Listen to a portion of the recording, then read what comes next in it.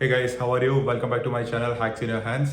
In this video, I have invited my friend Rishi, and Rishi just landed in Halifax 3 days back, and we will just talk about his experience, like when he got his PPR, when he got his visa, how was his flight experience, his immigration experience. So Rishi, can you just introduce yourself first? Yeah, hi, it's a pleasure to be here. So my name is Rishi. I'm from Mumbai. I graduated in 2018 from College of Engineering in IT, and since then I've been working at Oracle for 3.5 years as a consultant. It was mainly software development work, and after that I decided to pursue my master's in applied computer science from Dalhousie University, which is why I'm in Halifax right now. So yeah. Great. Yeah. So Rishi, can you just tell us about like when you applied for visa and when you approximate when you received your PPR? So it's a funny story actually. I applied for my visa on 27th April 2022. It was at a time when they said that it would take a maximum of 12 weeks to get my visa, but it took 92 days for me to get, and I got my visa, my PPR on 27 July. So I had my flight booked for 10th August, so it was a really anxious time for me. So I got my visa on 27 July, and then I gave my passport for stamping, and then I got my passport back like 12 hours before my flight takeoff time. Oh my god. Like right on 10th August I got my passport back at home.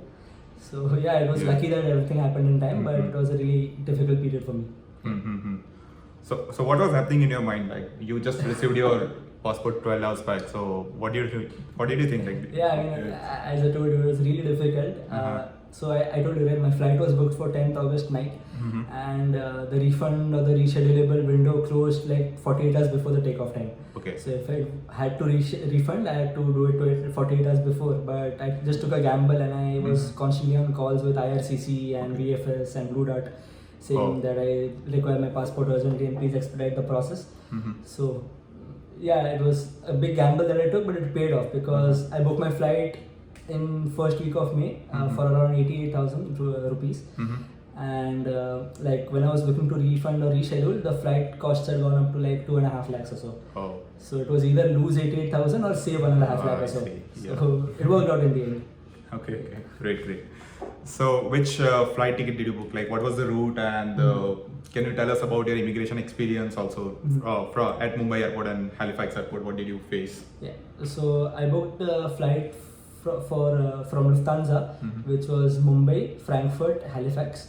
So it was a good flight because Frankfurt Halifax was direct. I didn't have to enter Toronto or some other place.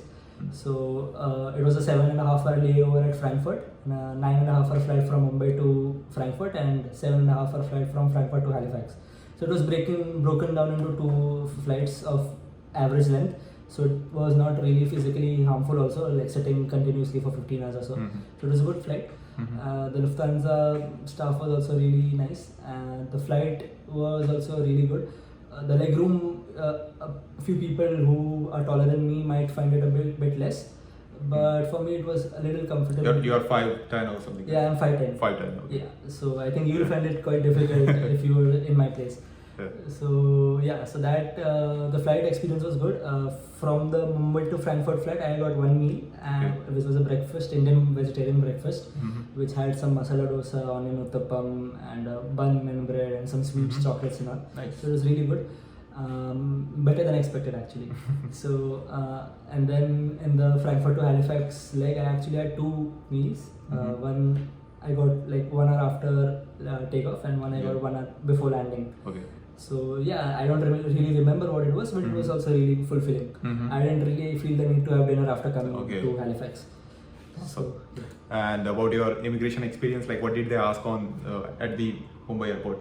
Yeah, so in the Mumbai airport they didn't really ask me much. Okay. It was just my baggage.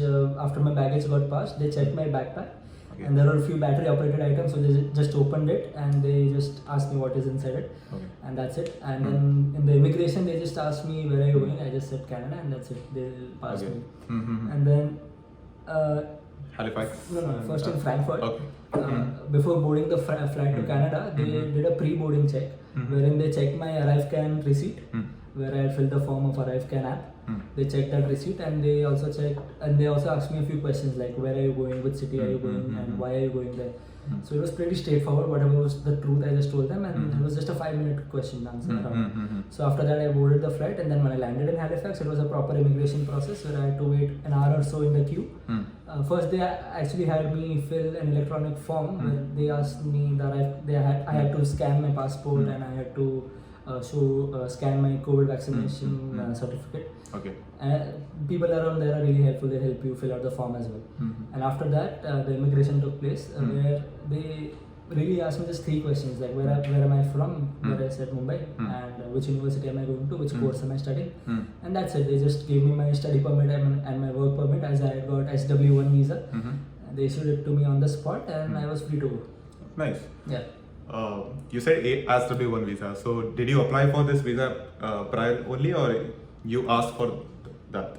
Yeah, so I applied for an SDS study permit. Okay. But in that questionnaire, they ask you a question: is work a necessary component of your study? So I just ticked yes, and I had requested Dalhousie to send me a letter which says that in his program he requires work. So fortunately, I got SW1. Many people don't get, many people get it. Mainly based on luck and visa officer. Yeah. Okay.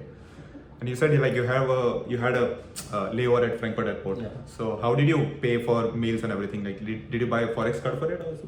Yeah, so I had a sandwich and a coffee at Frankfurt Airport, and I had got a Neo Global forex card from India. It's a really simple and easy card to use. I had to just load the card with INR using UPI, Google Pay. Okay. And it's a multi-currency card, so I can use it in Europe or Canada. And I used it both places. It worked anywhere Visa terminals are there, it will work. So it was really easy for me to use it, and it was a great experience with that. Okay, awesome. So now you arrived in Halifax, and how do you feel here, and how are you finding, like, how did you cope up with the jet lag, and how are you managing the food and everything? What do you think here? Yeah, so initially I was really excited to be in Halifax, so I didn't really feel any jet lag. So I landed on Thursday and I was actually out apartment hunting and discovering the city. So I didn't really rest for the first few days. I was roaming out around with you throughout the city, looking for apartments, discovering the nightlife and all. So I didn't really rest. So Thursday and Friday went by really quick. But then on Saturday, I felt a bit tired, I felt a bit feverish, I felt a bit jet lagged, I was sleepy throughout the day. So Saturday and Sunday, I felt quite a lot of jet lag. But fortunately, from Monday and Tuesday, right now, I'm feeling quite alright. So I would advise like people who are coming here, don't overestimate yourself. You might get jet lagged in a day or two, it might not happen directly. But do take a couple of days of rest and then go out and about. Awesome. Yeah. And what documentation things you have started, and which things are still pending? Yeah, so as I said, like I landed on Thursday, and from Friday I started all my processes. So on Friday, first thing I did was go to the Service Canada office to get my SIN number. There was a 2.5 hour waiting for that, as there were only 3 or 4 counters open out of 14 or 15. So it took a few hours to get my SIN number, but it happened like on the spot. I didn't have to book an appointment or anything. So after that, I went to CIBC Bank. Actually, I booked an appointment for CIBC Bank for 15th August, like 3 or 4 days after my landing, but it was in the Dartmouth branch, so I didn't really want to go that far because all the nearby branches were full by the time I was looking for appointments. So I just walked into a couple of branches. They told me that they don't allow walk-ins, they don't have staff. And fortunately in the Quimpool branch, I requested them a lot, saying that I don't really have any means to spend over here. So they made me wait for like 15-20 minutes, but they got my bank account open, my savings account, my checking account, my credit card, and my debit card was issued.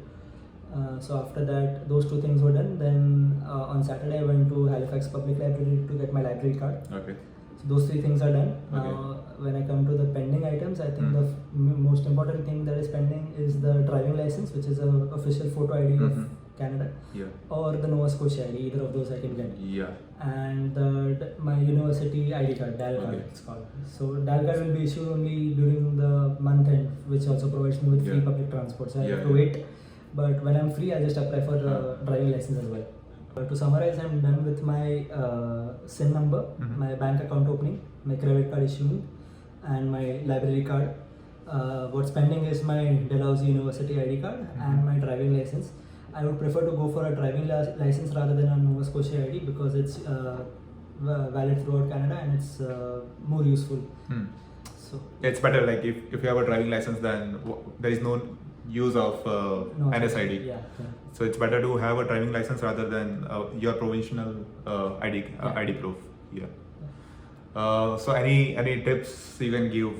I mean, anyone who is planning to come to Canada, or what things they should keep in mind before they come? So as of 2022, IRCC is really slow in issuing visas. So I would suggest like try to complete your visa application like at least 4 months before your expected date of flying. Also, I would advise to book a flight as soon as possible, because as your date comes near, the flight prices are surely going to go up. As of this recession times, it's really difficult to get a cheap flight even like 4 or 5 months prior. Mm-hmm. So book a flight early, book your submit your visa application early, and have all your documentation in one place while flying. Don't make sure to not like leave it at one place and go to the washroom. Take it along with you, because it's going to be useful wherever you go. Even your passport is your most important document. Keep it as close to you as possible, and just keep on talking to people at the airport. Try to make contacts. And once you land over here, just try to have a couple of days of rest. If you're landing on the weekend, anyway, all the official offices are closed. So just have a couple of days of rest and then go out and enjoy the city. That's it, I think. Yeah, I think, I mean, I will just add one point, like mostly Saturday, Sundays, the offices are closed here. So it's just better to take a rest on weekends and start your day from, like, complete everything, whatever you can from Monday to Friday, because weekends would be totally off here. Nobody will be working, nobody will answer to your email also. Just probably explore the nightlife on weekends. Yeah, definitely. Just go to the tourist spots and explore the city on weekends. Exactly. But just after getting some rest. Yeah. Yeah, that's all, guys. Thank you so much for watching this video, and I hope you found some useful information from this video. And you can contact Rishi on his LinkedIn. I will put the LinkedIn information in the description. So yeah, thank you so much, guys, and hope you enjoy the rest of your day. Thank you. See ya. Bye-bye. Bye-bye. Bye.